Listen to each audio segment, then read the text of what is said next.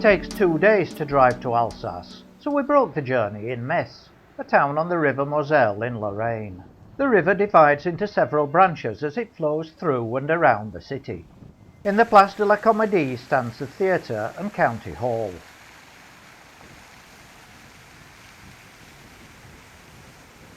The river is spanned by a number of bridges of various ages and designs.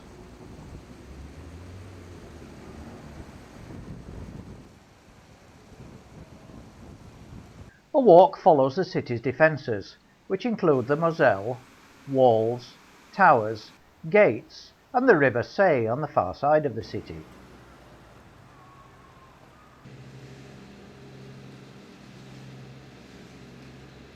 Each tower was sponsored by a different guild of artisans. Within the city are lots of squares lined with open-air restaurants. This is Place Saint-Louis, lined with buildings from the 14th, 15th and 16th centuries, which once housed money changers' shops. Other squares have fountains and churches. The Cathedral of Saint-Étienne has a doorway with 20th century statues depicting the Apostles, one of the many modifications carried out since it was built in the 12th century. Opposite the cathedral is the town hall. From this square a tourist train runs hourly excursions around the city. Back at the river we fed the swans and then continued along the esplanade, where there's an area of parks, gardens and fountains.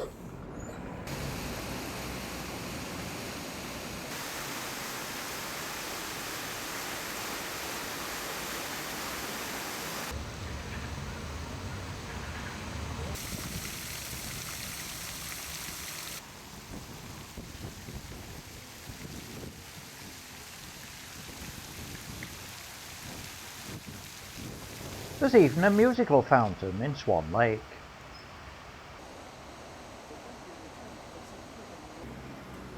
We then moved on to Alsace and its wine route, the most northerly town of which is Molsheim. This charming old town lies in the Bruche Valley, at the heart of a wine-growing area which produces the famous Riesling. It has quaint, half-timbered old buildings and stone gate towers.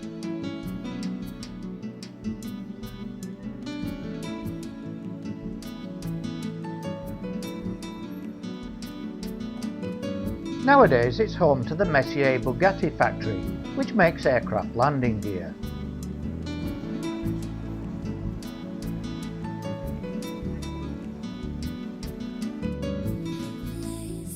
To the west is Niederhaslach, where in the 7th century King Dagobert granted St. Florent as much land as his donkey could pace out while the king was washing and dressing, on which to build an abbey. The king took his time, the donkey set off at a gallop, and the result was an enormous abbey. The Vosges Hills parallel the Rhine to the west, where there are lots of forests and lakes where fishing is a popular weekend activity. The Col du Donon is one of many mountain passes within the Vosges, and it links several small villages.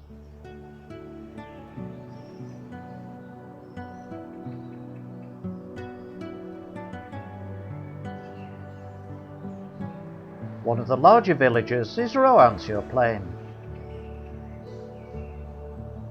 In the forest above the village is a well-preserved Roman way, which runs through the woods for a distance of approximately 500 meters.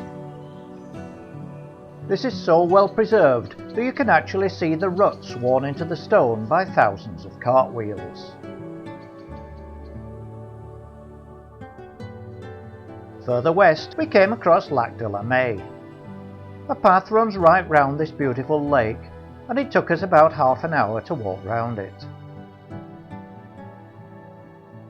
The largest lake in the area is Lac Pierre-Percé, which is part of a hydroelectric scheme. At an elevation of 380 metres, it's 32 kilometres round the edge. From the top of the 78-metre barrage built between 1981 and 1985, there are views down to the lower lake of La Plaine. Overlooking the lake is the tiny village of Pierre-Percé itself, above which are the ruins of a castle perched on top of a knoll.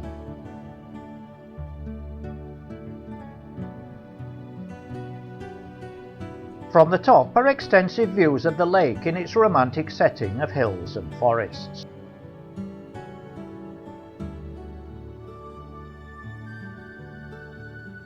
These steps lead to the 12th century keep.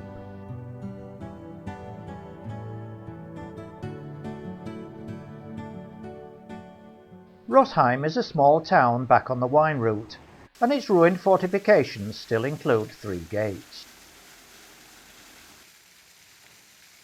The main street was closed to traffic because it was market day. The 12th century church of St. Pierre and St. Paul has a massive 16th century octagonal belfry.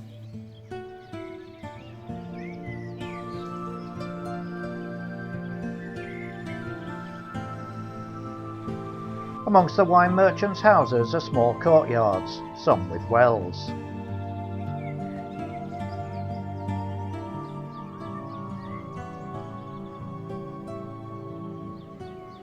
Many old houses line the main street. In Town Hall Square are a well dating from 1605 and a clock tower.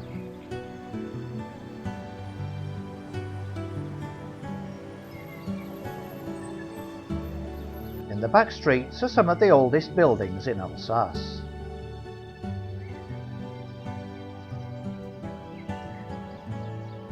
A little further to the south is Birch, a typical Alsatian village which has retained 3 ancient gates.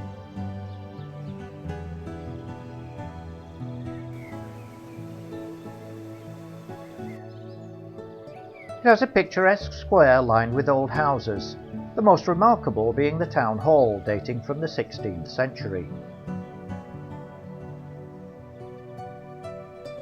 A Renaissance well marks the entrance to the square.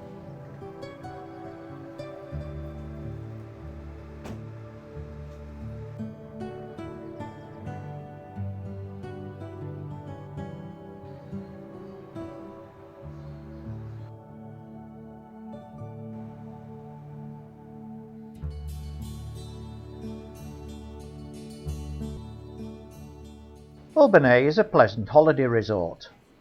The old town has narrow, winding streets lined with pointed gables. The picturesque market square is always busy and has many restaurants. The belfry dates from the 13th century. The narrow streets are full of shops selling Alsatian souvenirs, the most popular being the stork.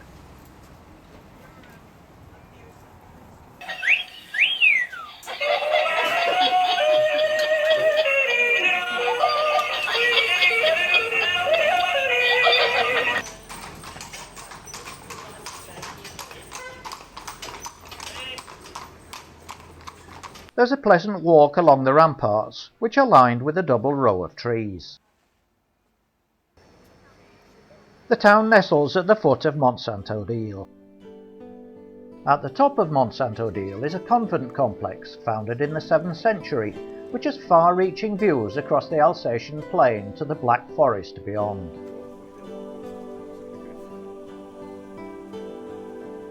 The main convent building has a statue of Saint-Odile. It's surrounded by lovely gardens and terraces, and 2 richly decorated chapels.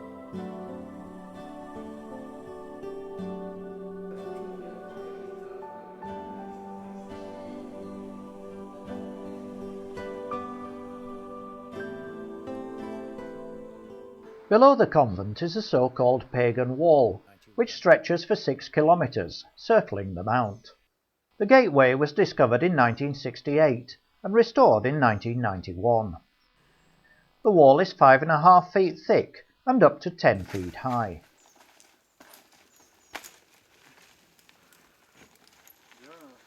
Just inside the wall are a few ancient graves. Nearby is the former Nazi concentration camp of Le Struthof. Back on the wine route is Bar, whose 17th century town hall hosts the annual wine fair. It's an industrial town and important wine-growing centre, producing Silvaner, Riesling and above all Gewürztraminer.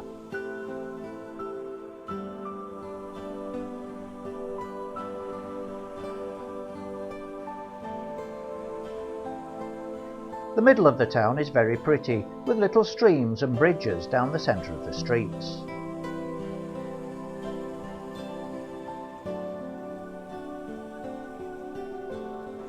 The eastern border of the wine route, Alsace and France itself, is the River Rhine, which can be crossed on a car ferry at Rheinau.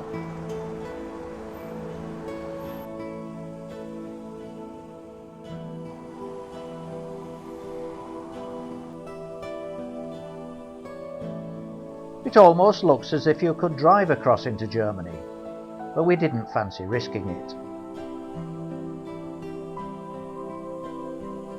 On the German side, a large number of swans were molting and obviously itching badly.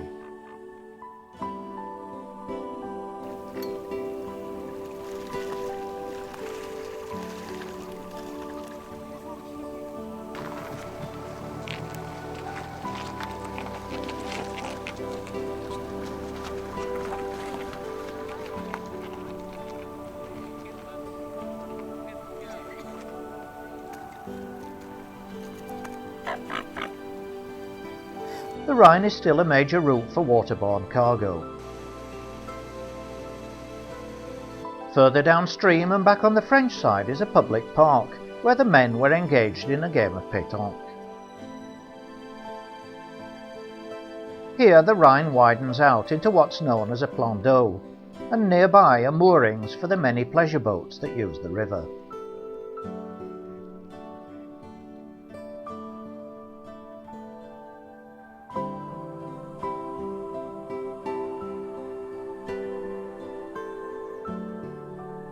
The next village below Bar is Itterswiller, which is completely surrounded by vineyards.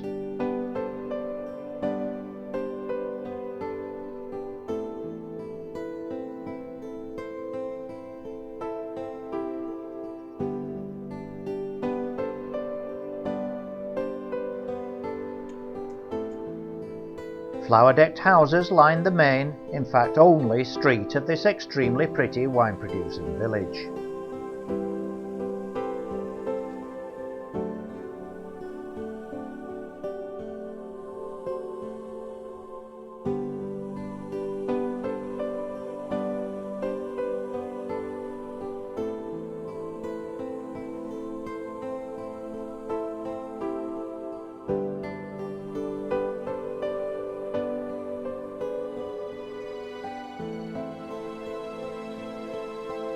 A footpath takes visitors on a tour of the vineyards.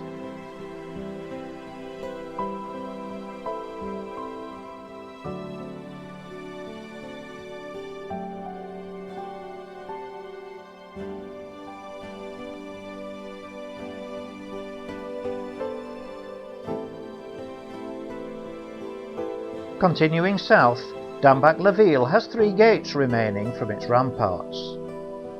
The majority of the houses in the attractive town centre are of timber frame construction.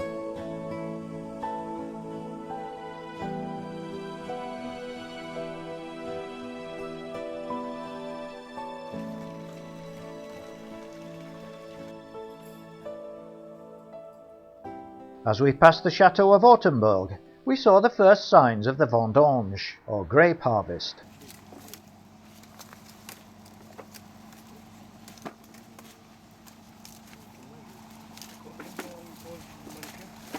For the better quality wines, this is still carried out by hand.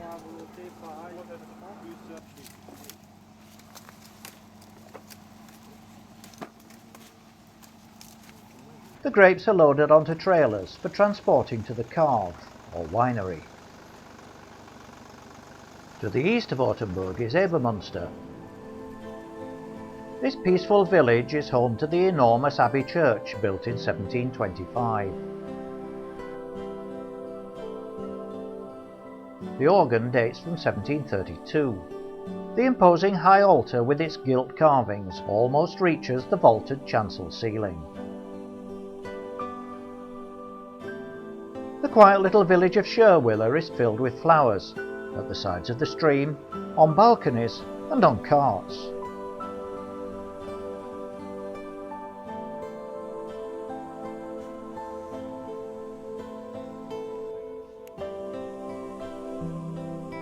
It's so peaceful that little seems to have happened here since a peasants' uprising in 1525.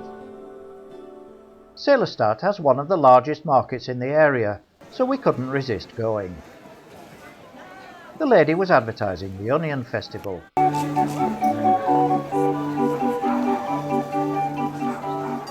This little lad was fascinated with these toys. Even whilst others were more interested in food, he still couldn't keep his eyes and fingers off.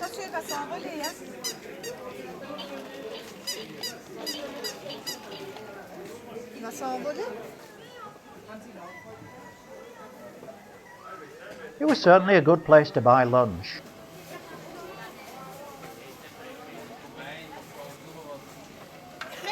On the German side of the Rhine, near Brisach, were more swans, and the boarding point for Rhine cruisers.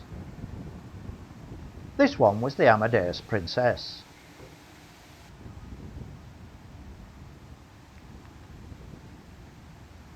The approach to Saint Hippolyte from the vineyards is across a bridge, where there are lots of flowers and a fountain in a little park.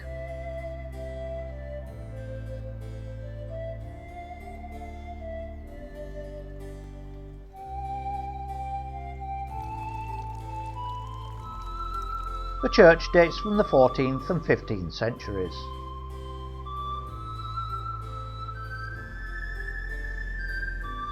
In the centre are more fountains, and there's a walk round the outside of the old ramparts with the houses built into them.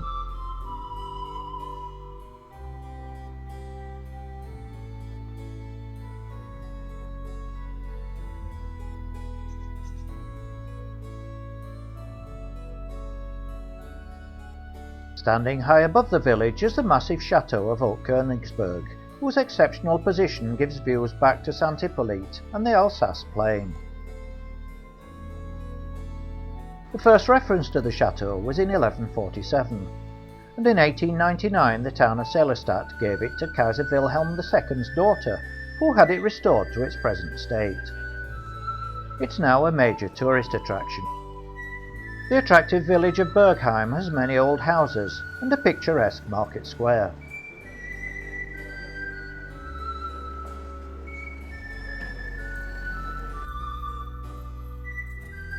The Port Haute is a 14th century fortified gate which leads into a square shaded by plane trees.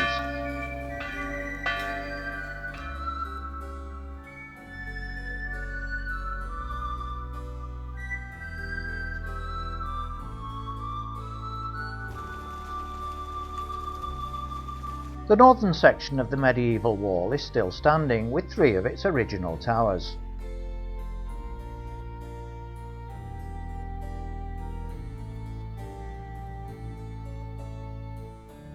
The church has retained some 14th century features. From the wall there are views into the back gardens of the houses. Ribeauvillé is a busy tourist town at the foot of the Vosges Mountains. The Renaissance fountain was built in 1536. Chateau Saint-Ulrich is one of three overlooking the town. Old houses line the Grande Rue, and the Place de la Seine has a fountain in the centre dating from 1860. The town is renowned for its Riesling, and there seems to be a wine merchant on every street corner.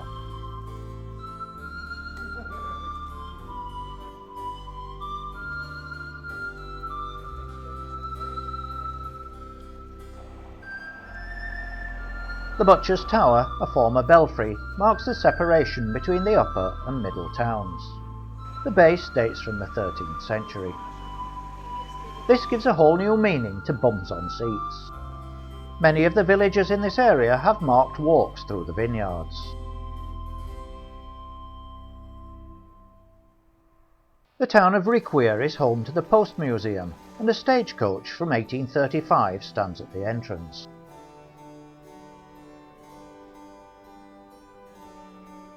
It's another very popular tourist destination, and the souvenir shops are full of local specialities such as gingerbread.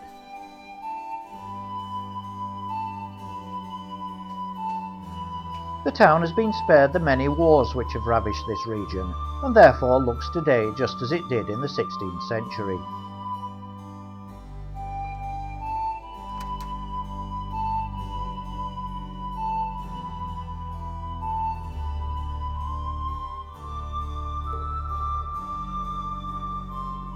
The wooden gallery on this 16th century house was added in the 17th century.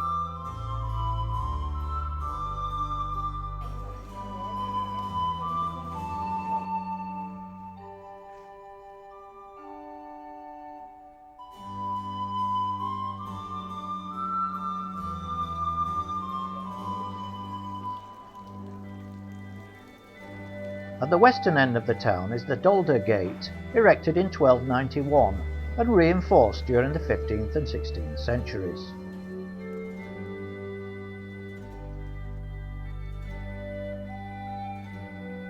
The modern church in Ben Weir is brightly lit by a colourful stained glass window which stretches the full length of the south side.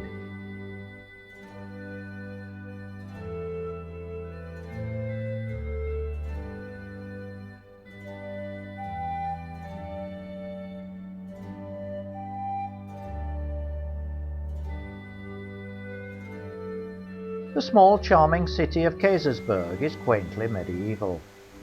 No tourist train here, but instead a horse-drawn carriage.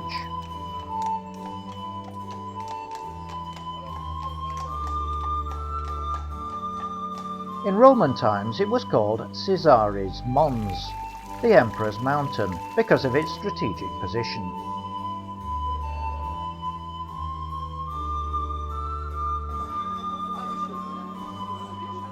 It was the birthplace of Albert Schweitzer, the missionary.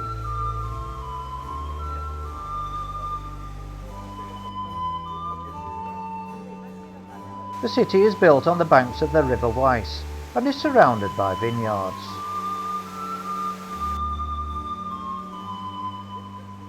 It has a fortified bridge overlooked by a small chateau.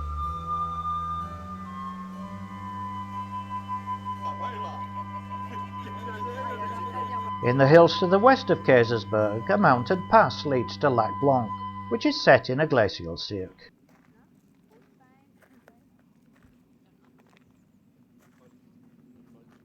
A strange rock shaped like a fortress and known as Chateau Hans overlooks the lake. It's the upper one of a two-lake pump storage hydroelectric system. The power station sits on the lower Lac Noir. Water is pumped from Lac Noir to Lac Blanc during the night and rushes down through the turbines to generate electricity at peak hours. Just outside the gates of Amershweer is a small garden with specimens of the vines and fruit trees grown in the area surrounding the village.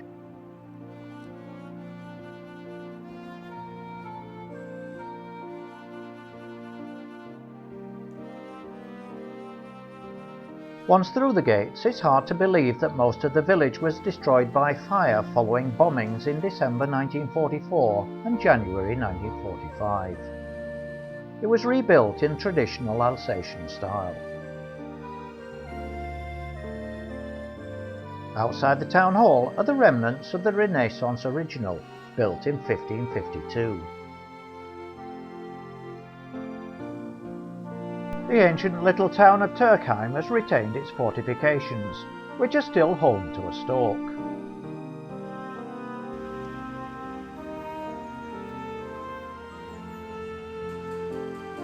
Every evening at 10 o'clock, Alsace's last night watchman walks the streets, stopping and singing at every street corner.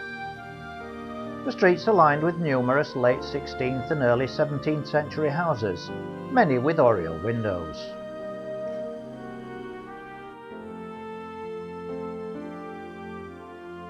Although a large and modern city, Colmar still retains its quaint old centre around the Tanners district. It stands on the edge of Little Venice, so called because of its canals and the little electric-powered boats that carry tourists.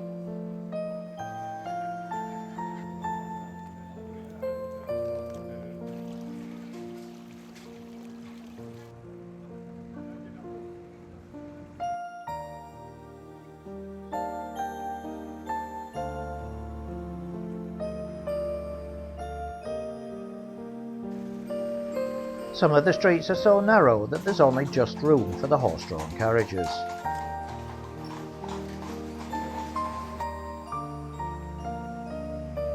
Sulzbach-les-Bains lies to the west of Colmar and is a medieval spa with a small stream running through the middle.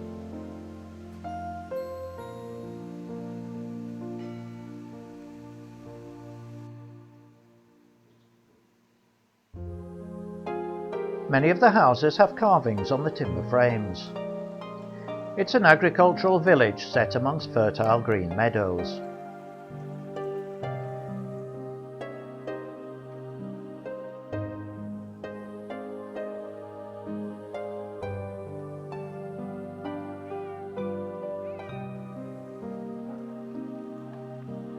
It's completely off the tourist trail and therefore very peaceful.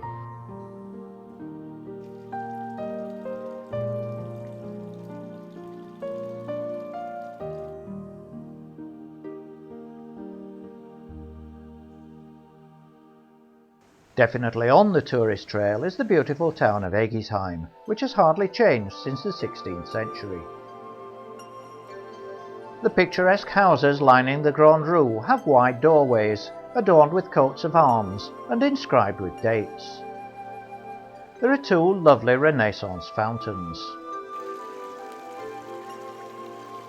The Ramparts Walk follows the former watch path.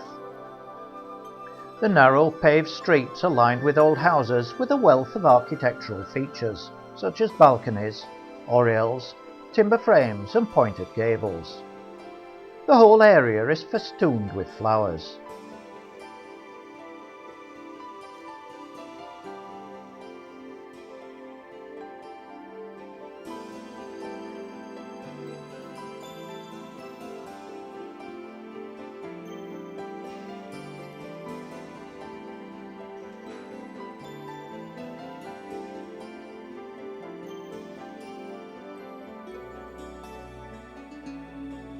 This shop is dedicated to all things mushroom.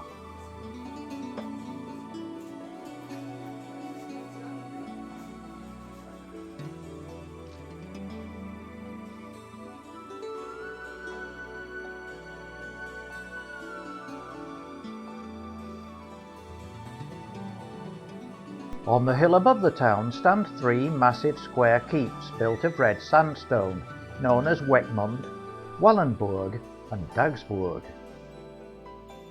They belong to the powerful Egisheim family and were destroyed by fire following a 16th century war between the burghers of Mulhouse and the aristocracy of the surrounding area. This is Alsace in a nutshell, a region of mountains and plains, medieval towns and vineyards which has been fought over for centuries.